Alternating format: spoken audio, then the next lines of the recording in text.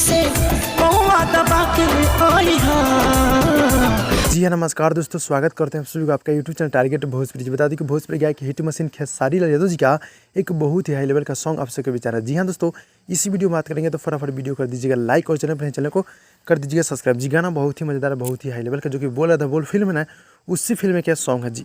गाना पूरी तरह से बवाल है, जो कि वीडियो सॉन्ग में बहुत ही मजेदार, बहुत ही हाई लेवल का जी, जो कि हमारे भोजपुरी के हिट मशीन खेसारी लाल यादव जी इस सॉन्ग को गाए हैं और प्रियंका सिंह इसमें डुइट में बहुत ही गजब, बहुत ही हाई लेवल का जी।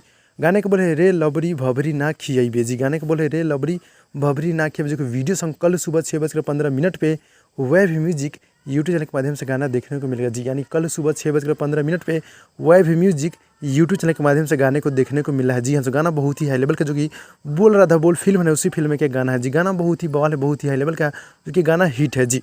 और हमारे खेसारी लाल यादव जी और प्रियंका सिंह जी डुइट में गाना बहुत ही हाई लेवल का है, जो कि आप सब बीच यानी कि मतलब कल सुबह 6:15 पे इस गाने को रिलीज़ किया है। जी हाँ, सो इस गाने का आप लोग देखना सुनना ना भूलिएगा।